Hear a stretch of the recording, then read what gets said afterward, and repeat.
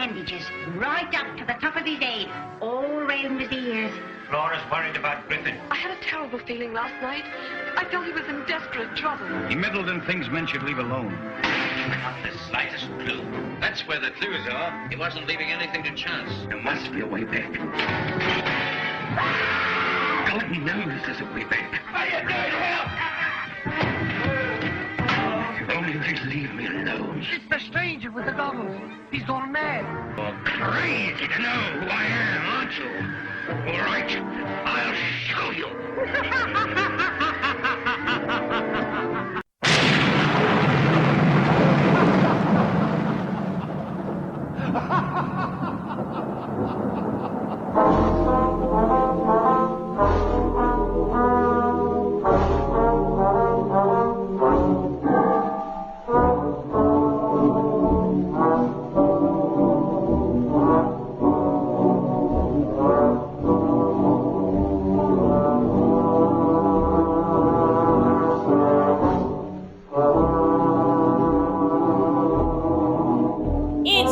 Business, the podcast devoted to honoring and deconstructing classic cinema. As always, I'm your host, Kristen Lopez. I'm Drea Clark. And I'm Samantha Ellis. This week, we are kicking off the first of 3 Halloween-specific episodes, kickstarting things with the 1933 Universal horror feature, The Invisible Man.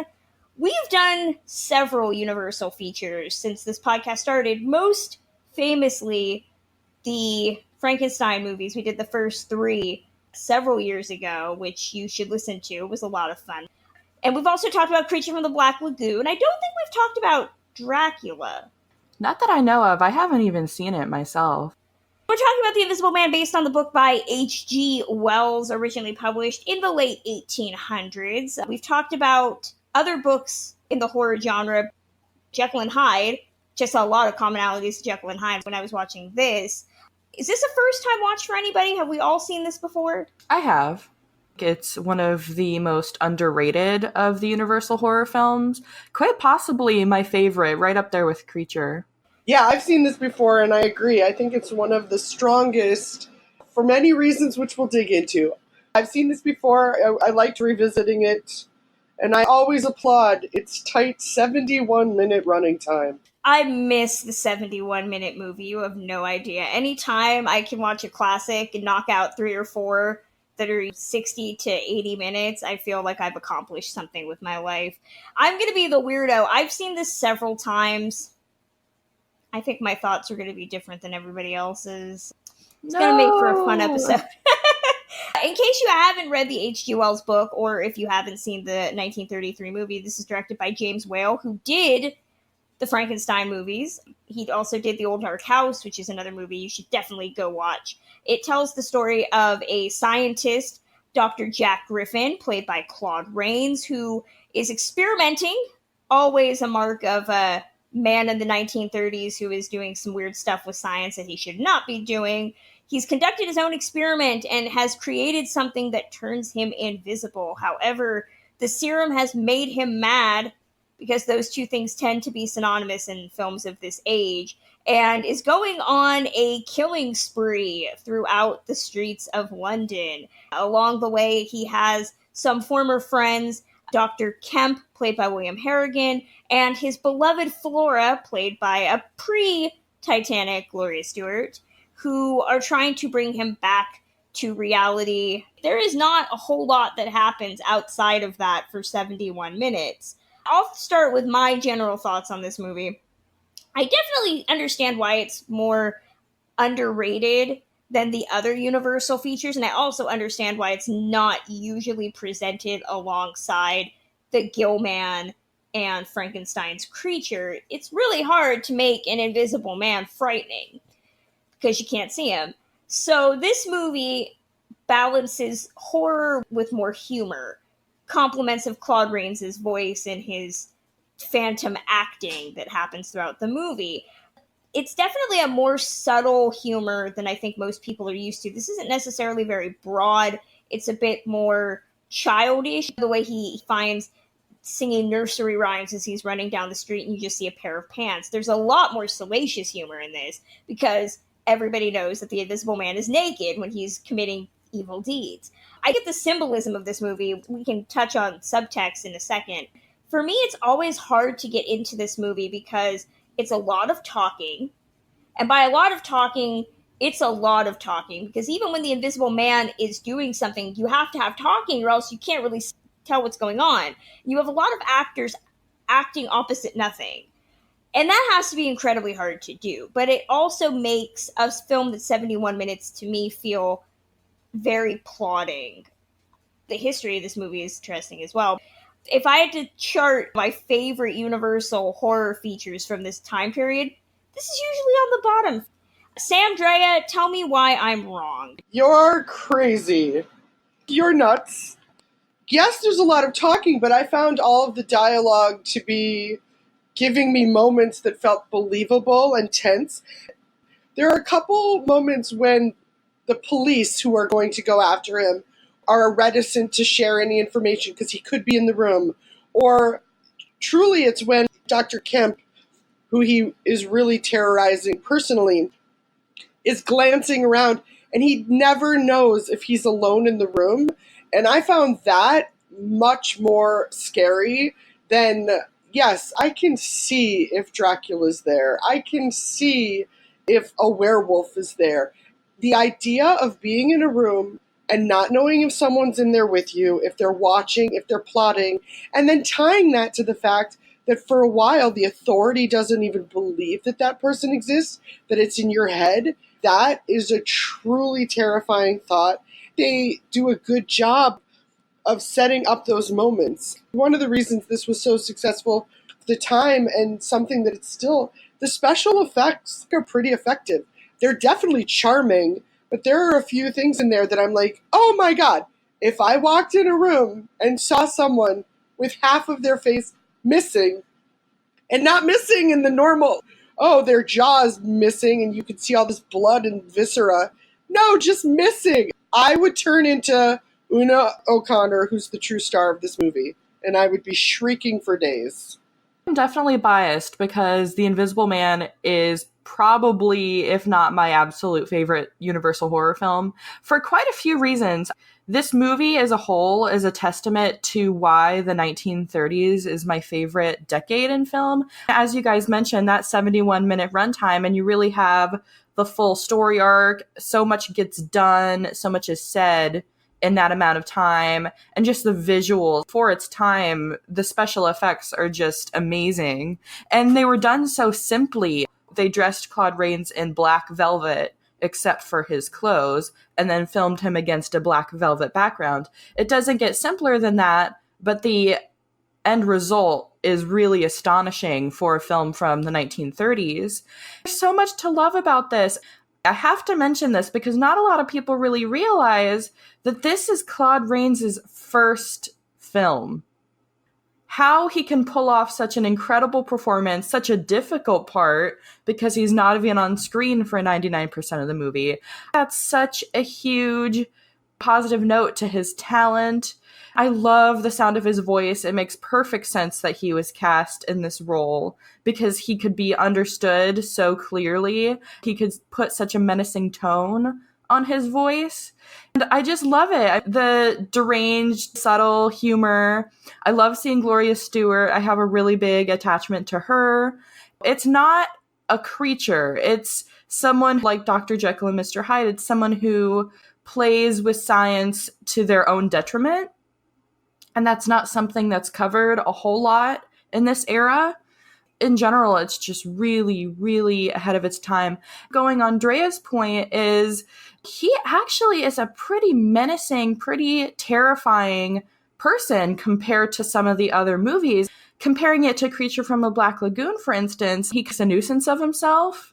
But The Invisible Man, I read it on IMDb, his body count, a little bit of a spoiler, is 122, more than any other Universal monster. If he was walking around in real life, he would be a pretty scary guy, whether you could see him or not. Oh, for sure. He's a terrorist. It's different than the other ones, too. He's also more human in a lot of ways. The madness is clear from the beginning. And there's something to be said that hopefully we can talk about, because I know that's one of the ways that it differs from the book. In the book, I believe he was mad to begin with, and in the movie, the madness comes with the drug that he's given himself. He's a straight up menacing terrorist. He has a bloodlust. It's not revenge. He hasn't been done wrong. He is just out for blood.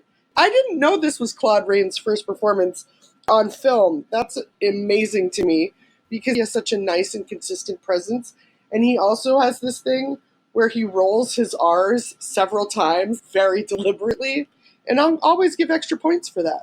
As far as Claude Rains goes, he was first chosen for this part because James Whale, the director, heard his audition tape in another room and the light bulb just kind of went off. Oh, he's very clearly understood by his voice. He has an amazing speaking voice, which he does. He was really perfect for the part, even though he had been only a stage actor before that. This role was initially supposed to go to Boris Karloff, but he and James Whale had a falling out. James Whale also believed that his voice wasn't educated enough for this part. He did also have a lisp that hindered his chances of playing the Invisible Man, but that also would have been very interesting. There's different rumors, depending on what you read, that the lisp was blamed, even though him and Karloff had this huge argument. Under mysterious circumstances, nobody knows what the argument was about, but they never talked after that. You also had Carl Laemmle trying to cut off Karloff's salary. And they considered a bunch of other actors, such as Chester Morris, Paul Lucas, and Colin Clive. Colin Clive actually flat out turned it down. James Whale was also a replacement. Cyril Gardner was supposed to direct it. For Cyril Gardner, Claude Rains was his first choice. So it's interesting how this story changes depending on who's telling it. Sam's totally right. Karloff is such a big hulking presence. The minute that he steps into that saloon, or the costuming would have to be far bigger and bulkier, you'd already be intimidated. When Rains enters that room in that first sequence, he is tall because the camera's shooting up, but then when he climbs down those 3 or 4 stairs, you realize that he's just the height of an average man. I think that illusion would be completely shattered if you had Karloff doing it, because you would be expecting this big figure. But we've seen this story when we talked about Jekyll and Hyde. Both of them were written by H.G. Wells, correct? Or am I totally wrong? Robert Louis Stevenson, never mind. That was going to be my guess. I was going to say it. I didn't want to sound stupid. Coming out around the late 1800s with the rise of science, it's not surprising that Jekyll and Hyde and this have similarities. The distinction here, as Drea mentioned, is in Jekyll and Hyde, or Jekyll and Hyde, God, I'm never going to be able to not say that. Frederick March's character is driven mad by this id that comes out of him, because it's all about the id and the ego and the super ego. So that character is just his animal primitivism just coming through. Whereas in The Invisible Man, Claude Rains' character, the whole point of H.G. Wells' book is to look at this concept of immorality and how we only have a sense of right and wrong because we can be seen, because we know what the consequences are. If you erase being seen out of something, what would you do? Many movies about men have done this since this movie came out. Claude Rains totally has this bloodlust from the minute he tells that cop, I'm gonna throttle you, and he just starts strangling people. Although I would feel that it would just be easier to carry a knife and invisibly shank somebody, but I didn't write the movie, so go figure that one. It just seems very exhausting to have to strangle people chronically. Am I the only one that was thinking of his methods? You'd see the knife coming towards you, whereas you can't see his hands. So yeah, you could mix it up and start bringing some tools in. In rewatching it this time, I love the mythology of things. Like, oh, did they give any thought to this? I'm assuming it's also in the novel, which I haven't read. He does this exposition dump on Kemp, explaining how the invisibility works. And when he adds the detail, well, I'm not invisible for the 2 hours after I eat, I was like, that's amazing. There was just something about that captured my imagination in the best kind of way. And I spent a while thinking of what that would look like.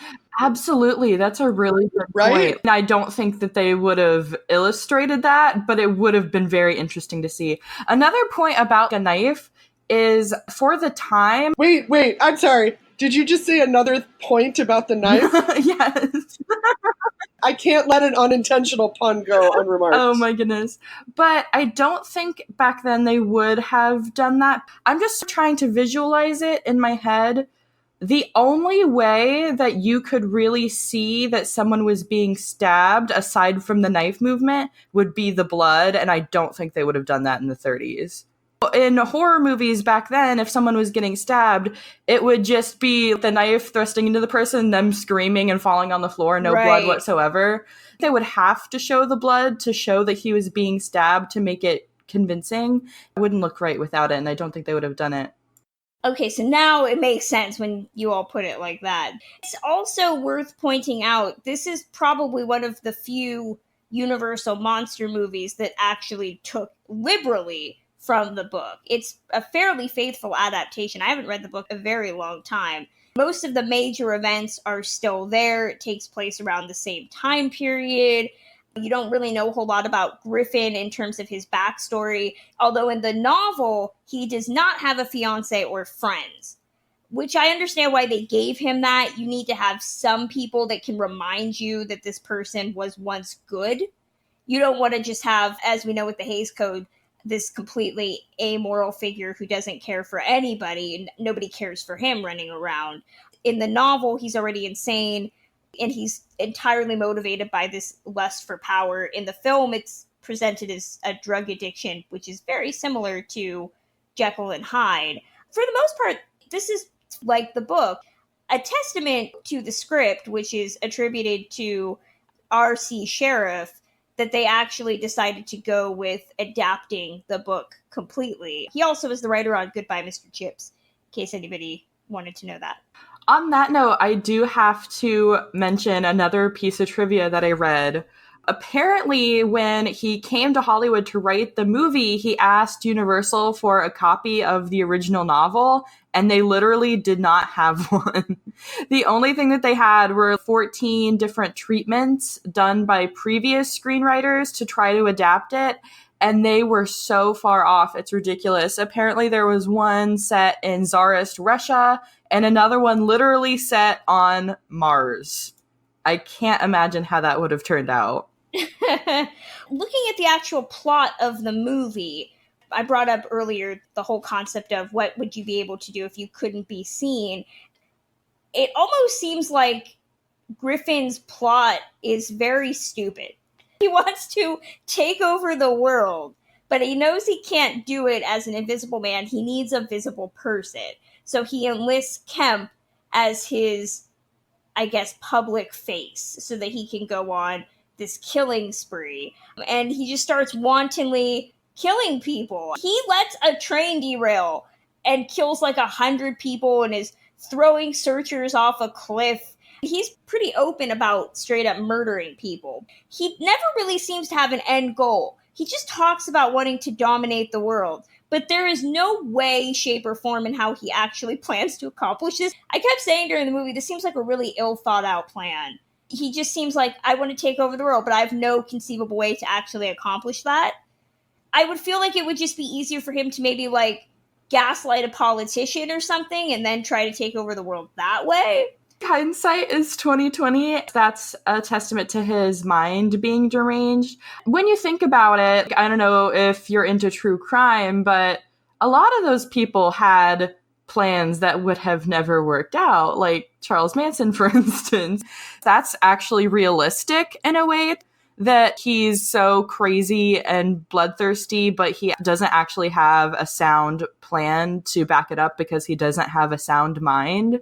And nothing makes him happy. You don't really understand what his motivation is short of power. So he murders all these people, but there's never this moment of contentment that comes from that. And that's also something that's in the novel as well. He remains this bitter, irritable person. And really the only time that he's content is, spoiler alert, in death, which is the one time you actually see him. There is no moment of accomplishment for him. in all of this. There's no motive either. He's just killing willy-nilly. Like you mentioned, one of the best changes to the script is that he is given some people who care about him, and he has that kryptonite in Flora. And I just have to say, Gloria Stewart is amazing. She's very wooden in this film, but that's only because her scenes are basically stolen by Claude Rains. If she was paired opposite somebody a little bit less experienced as far as theater and acting goes, she would have stood out more. I'm a big Gloria Stewart fan. That's part of the reason why I love this movie. She is incredible in this. There's something about actresses, particularly in the 30s, who are so beautiful, it's crazy to watch them talk. I don't know if that makes any sense, but Absolutely. there's a naturalism that came into the beauty of actresses later on that for a while was just like, no, we would like beautiful women in glamorous dresses, thank you.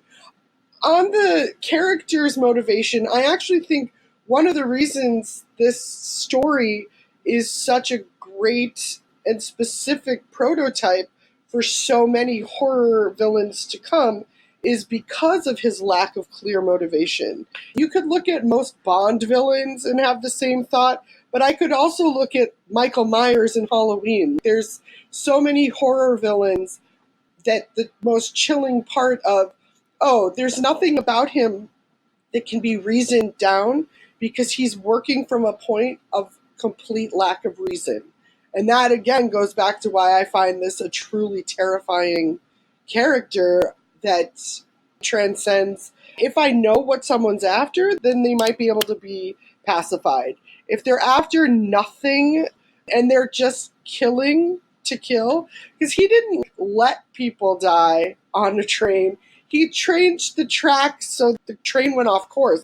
He's an intentional killer, and he's also someone who delights in it. Him driving Dr. Kemp mad is amazing. Sorry, R.I.P. Dr. Kemp. He messes with him, and it's a playful, maybe that's the humor Kristen was alluding to a bit, but there's a playful cat and mouse.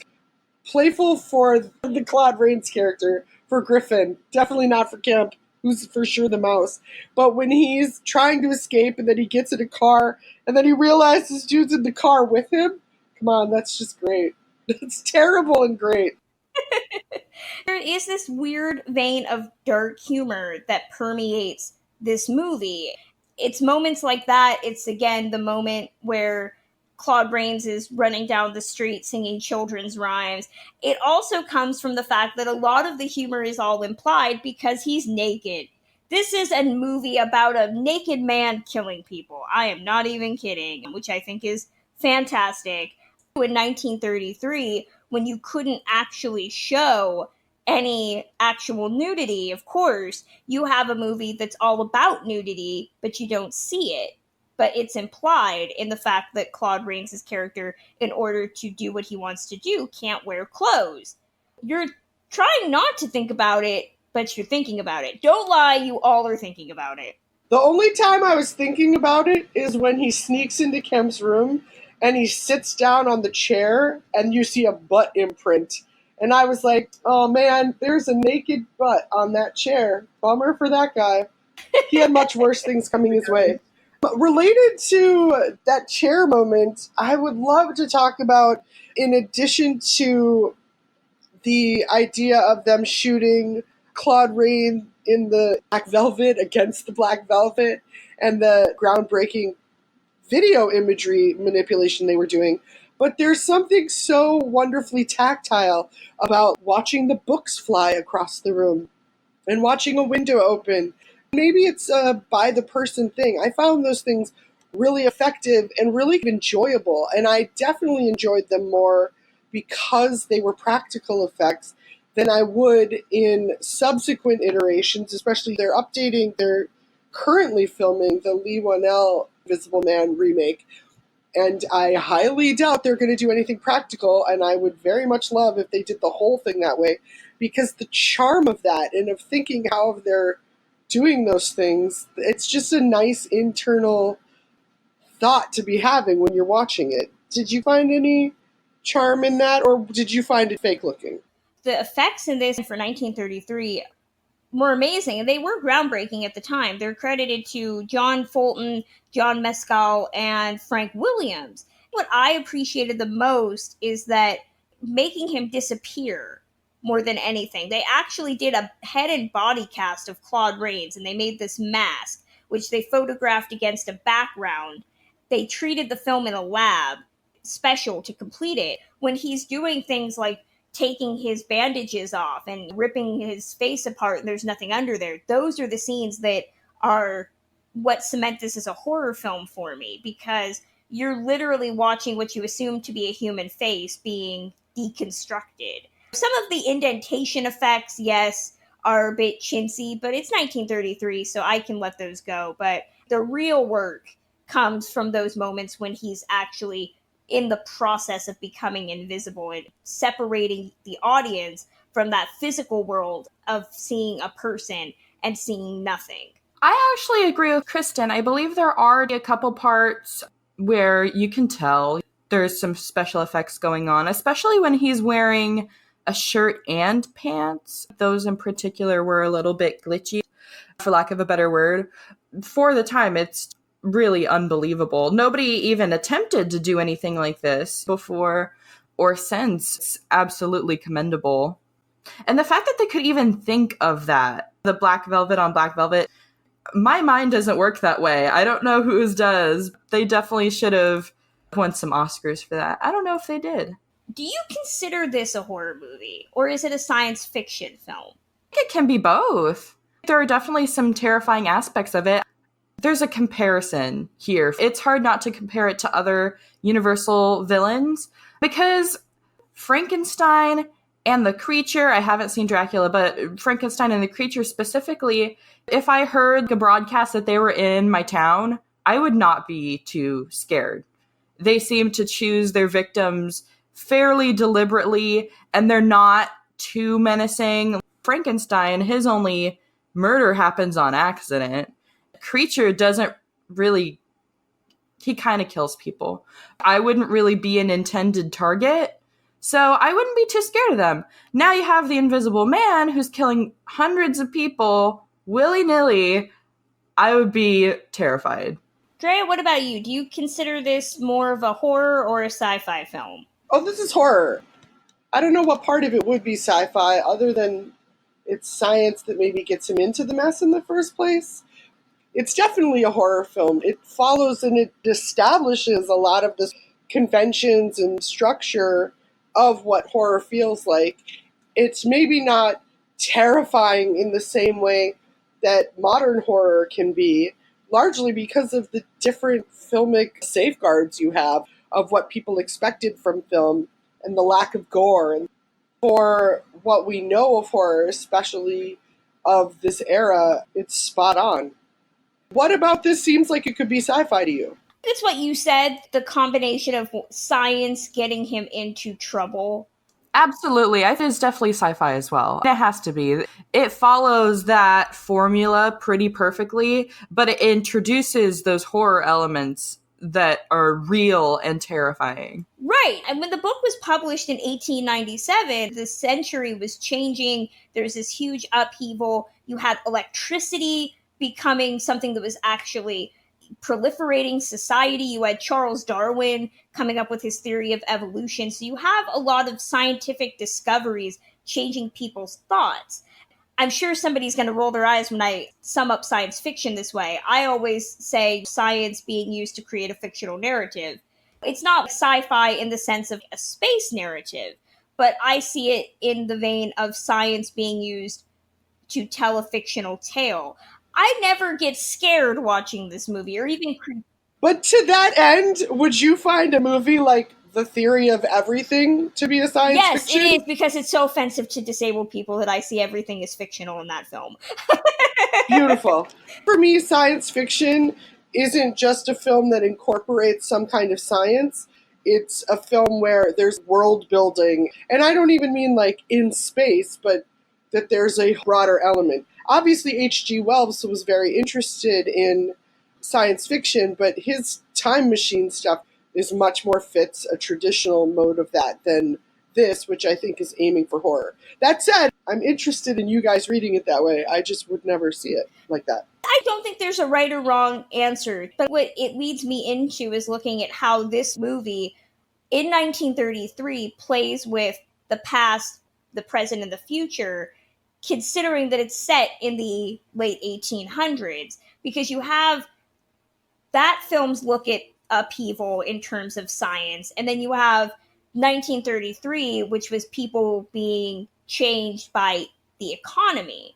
And so you have these aristocrats playing God, Griffin and Dr. Kemp, these wealthy white guys. And then you have the townspeople who are more low income, who work for a living in the bar and don't seem to have any demonstrable means of wealth. Something similar that we had seen in the townsfolk of The Bride of Frankenstein or even Dracula, but here there's more of this haves and have-nots that is more akin to Jekyll and Hyde, where Jekyll and Griffin are killing poor people. There's this belief that when Jekyll and Hyde, there was more apathy towards it, but here you actually have the local police trying to investigate and being stymied and being killed as well. But you have this urban life butting up against upper class people, and the upper class people, of course, have all the knowledge and the technology, whereas the poor people are just screaming like Una O'Connor, who I know Drea loves. I find her so annoying in this movie because all she does is scream. You're not shocked by characters like her because they're poor. They don't know what's going on. They don't have access to the journals that are telling people, hey, we're looking at developing invisibility stuff. I like that contrast, but it's also coming about with the film in 1933, where you're having people who are losing their jobs, who don't have a lot of money, seeing these entitled, wealthy people creating this invisibility serum to gain more power.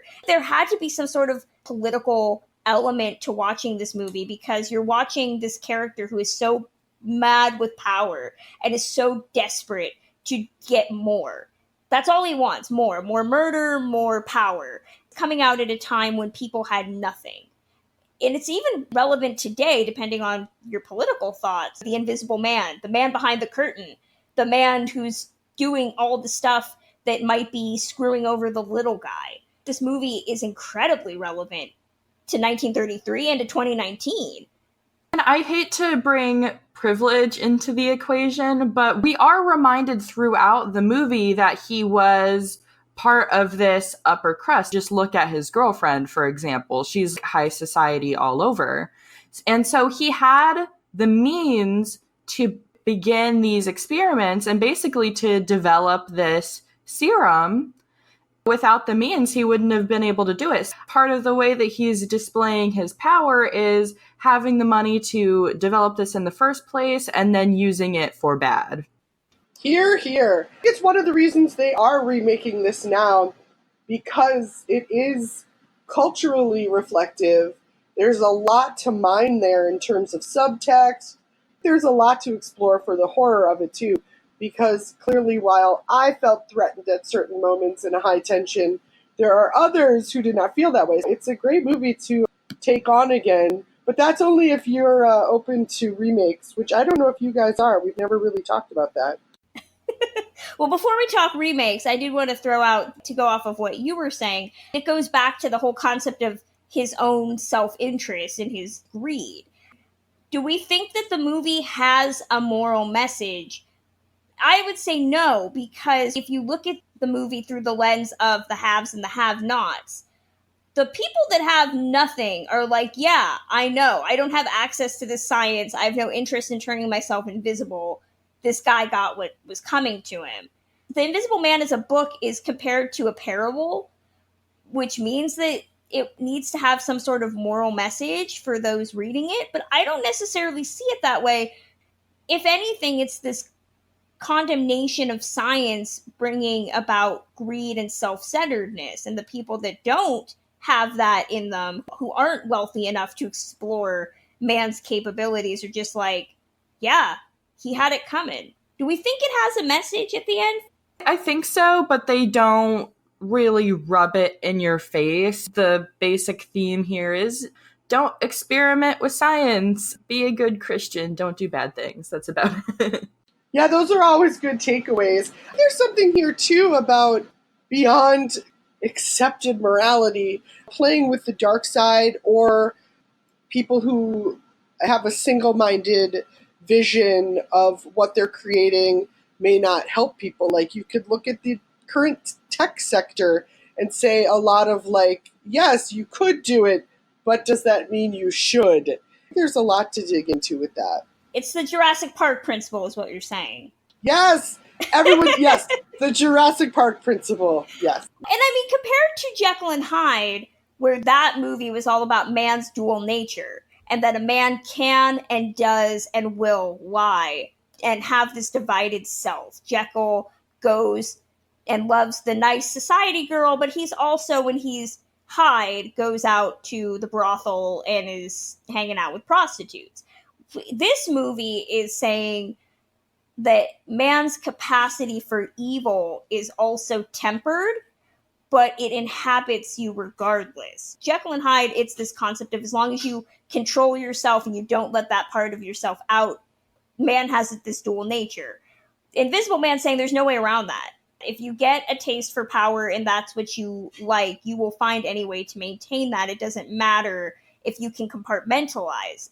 Watching Claude Rains, who's this kind, cultured man, and if you've watched any of his movies, the man had range. He played everything. That is the lasting legacy, is that you can look at someone like Claude Rains and understand man's duality in one person, that he can play this great, nice dad in something like Four Daughters, but he can also play this bloodthirsty villain in The Invisible Man. So I feel like it takes on this meta twist almost without even meaning to. Did anybody else see that, or am I just bonkers at this point? We've mentioned Claude Rains and his genius, but we really haven't taken the time to fully expand on the roles that he would take after this.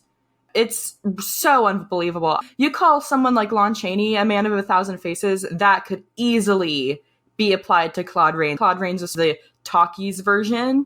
He literally played the Phantom. He played the corrupt senator in Mr. Smith Goes to Washington. He played the sort of innocent, sort of not guy in Lawrence of Arabia. You've got Casablanca, where he's very effeminate and hilarious, even though he's supposed to be a villain. He has so many different sides to all of his characters, and that's so smart, and he pulls it off perfectly, no matter who he's playing. In case anybody's curious, they did do a sequel in 1940 called The Invisible Man Returns, but it had completely different actors and completely different characters. So it's a sequel in name only. But it does have Vincent Price as the new Invisible Man. John Sutton plays the brother of Claude Rains' character from The Invisible Man. You have the most tenuous of connections to the original film. Right, and I believe Nan Gray was the leading lady in that one. Yes. I guess you could say a friend of the podcast. We discussed her in Three Smart Girls in honor of her 100th birthday. That's right. And that same year in 1940, they also did a gender swap and did The Invisible Woman. Oh, okay. I think I'm the only one who's seen that movie. It's got Virginia Bruce and John Barrymore. Charles Ruggles is in there too. If memory serves, Virginia Bruce is a test subject for a machine that creates and it makes you invisible. She's this department store model who's been fired from this job, and she decides to become this guinea pig, and the machine actually works, and she uses it to get back at the people that have wronged her. It's actually oddly subversive for 1940, and I would be really into them doing more with it. And of course, the movie takes a right turn away from social commentary, and thugs try to kidnap her, and she gets involved in some shady stuff. It's actually really fun if you get the chance to see it. Universal has been trying to redo this movie for years. They announced in 2016 that Johnny Depp was going to star in a remake as part of their dark universe, which we've talked about. I've made fun of it on this podcast a time or two. I wanted to ask before we continue on, I was going to mention it myself if you didn't. I really want to know what you guys would have thought of that. Personally, I think Johnny Depp can play anything, so I don't think there would have been any issues there. But in my mind, I can't imagine the movie not in black and white. I would have had a really big problem if they didn't do the bandages and the glasses, and if they didn't do it in black and white. But other than that, I would have been really happy with it, I'm sure. What do you guys think? I hate Johnny Depp as a person. I would have not been into going to see it to begin with, but Johnny Depp aside, the concept of a remake, which they are moving forward with, I'm always a little skeptical about it, because in 1933, the idea of an invisible man had different connotations, because obviously we've talked about it as being a means for evil, but you also have in the 1930s the forgotten man, the man who has been ignored in the push for modernization and wealth. Nowadays, in 2019, I'm just like, okay, so it's the story of a guy who feels that he's ignored, and then we have to feel bad for him. With the times and our relationship to masculinity, I have issues with it being remade at all, because I feel like it's just going to be another woe is me ballad of the broken dude story. And I feel like we have enough of those. Well, my first thought is I'm with you on the Johnny Depp of it. I don't need to support that guy anymore. I'm back and forth overall on remake. Sometimes I think shouldn't be touched. And sometimes films like this, I think it's a nice way to dive into now that there's new film techniques. There's new things they can do. And this is a pretty sparse source material that to dig into them, if someone did it thoughtfully, could be really interesting. I'm interested to see the direction they go. Is that too political? Did I sound very cagey? No.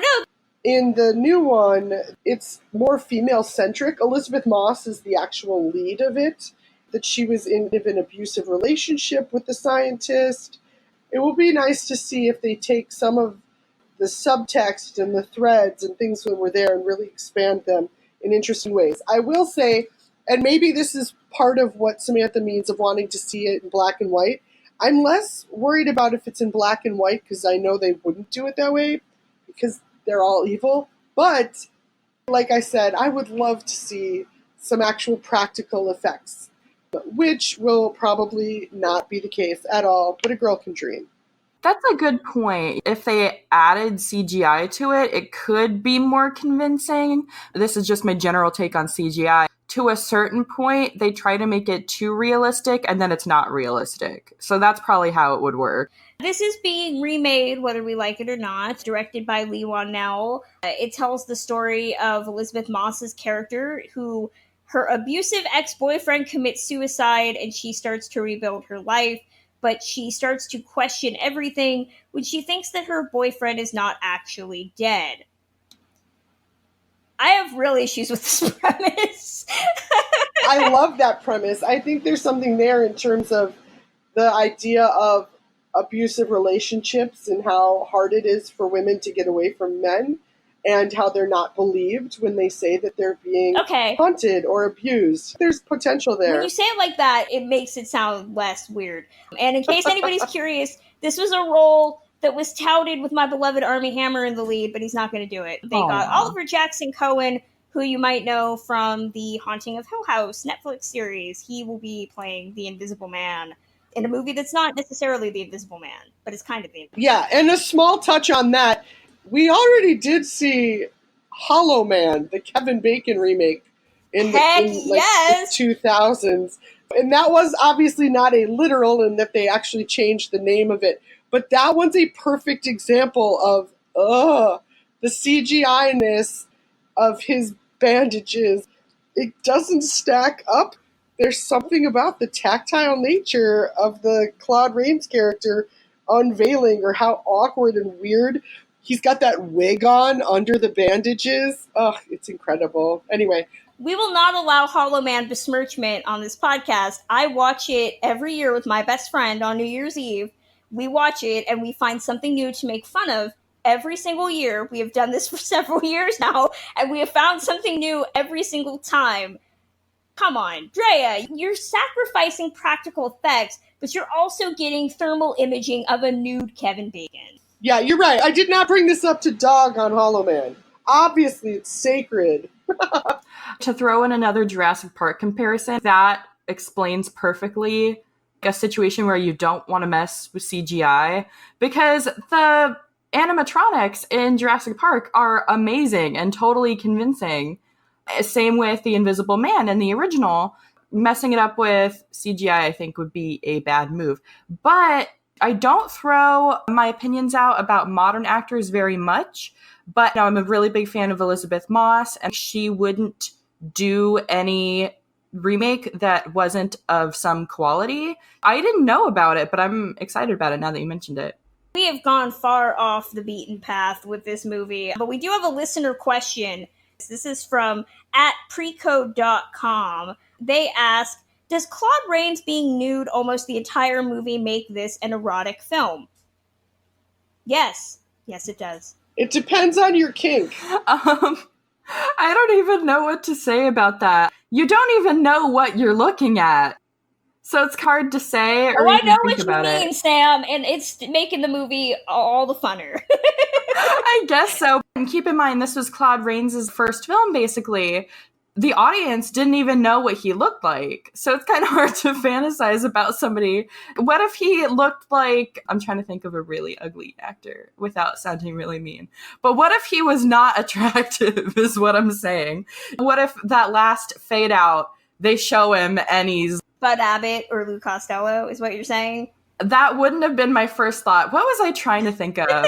The first thing that popped in my head was Charles Lawton as Quasimodo. But I mean, he has a very sexy voice. Don't get me wrong.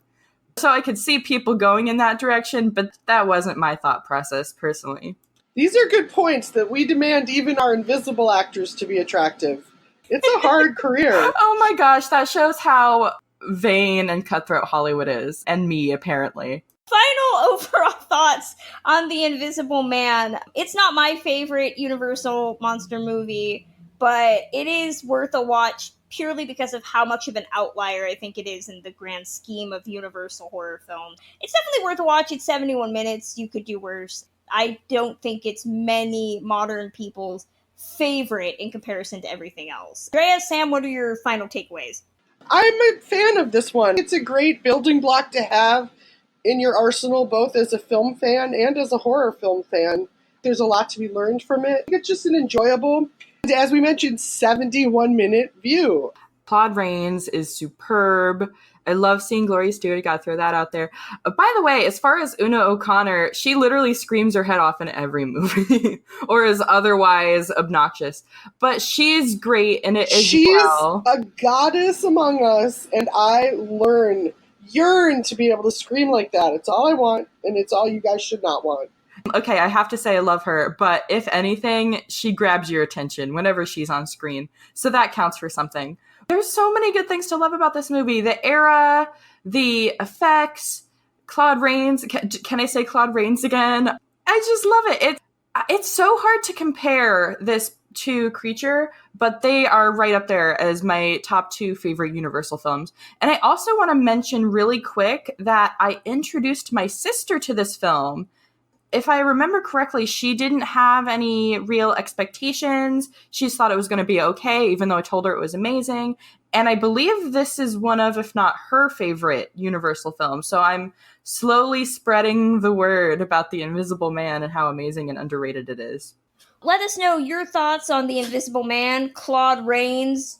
Whether it's an erotic feature, you can email your thoughts to us at ticklishbiz@gmail.com, and we'll read them on the next episode. And if you want to get a copy of The Invisible Man and help support Ticklish Biz, you can do it through our Amazon code. Just head over to amazon.com/shop/journeys_film. Any purchases you make using that code get us a little extra dollars in our Patreon, and we could certainly use more of them. That's going to close out this edition of Ticklish Business. Sam, where can fans find and get in touch with you, find out more about your work? I blog at musingsofaclassicfilmaddict.com. Really interesting stuff happening on Cooking with the Stars. Next month for October, I celebrate my first horror lady, who is actually Gloria Stewart, the co-star of this film. So if you want to find out some really amazing things about her life, I know I did, definitely check out that post on classicmoviehub.com. And you can also follow me on Twitter at classicfilmgeek. I feel like this was all just to promote Sam's Cooking with the Stars column on Gloria Stewart, now that I'm hearing about it. It was a total coincidence. I chose this film, and then I realized, oh, I have to find somebody for Cooking with the Stars. And the last 2 years, I always have celebrated a horror icon. First year, I did Vincent Price, and then last year, I did Boris Karloff. And then I was like, okay, where are the women? So I couldn't find anything on Elsa Lanchester. She was my first choice. Couldn't find any recipes for Julie Adams either. She was my second choice. So I ultimately went with Gloria Stewart, and I'm really glad I did because I found out so much. She attempted to join the Communist Party. She was one of the people who started the Screen Actors Guild. She was a chef, an artist. You can read all about it. I'm not trying to promote it, but it was a really interesting coincidence because I found out so much about her while I was preparing for this, so it worked out. And Drea Clark, where can fans find out more about you online? I'm on Twitter at the Drea Clark. And I also host a weekly podcast of contemporary films called Who Shot Ya? That's me. No cooking, sadly. No cooking and no Gloria Stewart. And you can follow me on Twitter at Journeys_film. You can also check out my official website where I discuss classic films regularly, journeysandclassicfilm.com. And you can find out about what's happening on the podcast over on Twitter at ticklish_biz. And as always, if you want to learn more about upcoming episodes, hear exclusive content before anyone else, get buttons, head over to Patreon to support Ticklish Business there. We have a ton of amazing perks. If you have been following us on Twitter, you'll know that everybody is slowly receiving their special limited edition Marilyn Monroe buttons that Sam designed for us. That was available to everybody who has supported us. If you want buttons, all you have to do is donate $5 a month, and you get all sorts of amazing things, including access to a host of interviews. We have an interview coming up with director Robert Ackerman, who helmed the 2001 Judy Garland biopic, Life with Judy Garland, Me and My Shadows, and I do 2 bonus podcasts. Yes, we do 2 extra shows on here. William Bibiani and I talk about how Hollywood talks about itself in movies with the show based on a true podcast. And Adam Kautzer and I talk about the films that Hollywood does again and again and again on doubled features. I also have my TCM Classic Film Festival audio, all sorts of amazing things. That's patreon.com/ticklishbiz. Next time we are talking about more horror. We're actually going forward in time all the way to 1967. We're going to go from not being able to see An Invisible Man to not being able to see it all. Because we were talking about the Audrey Hepburn star Wait Until Dark. And we're going to have a special guest. Has everybody seen this? Oh, I've definitely seen it. Crazy enough, it's another movie that I recommended to my sister. It's weird how I keep telling her to watch horror films. It's like subversive, maybe. Well, that will be next time. Till then.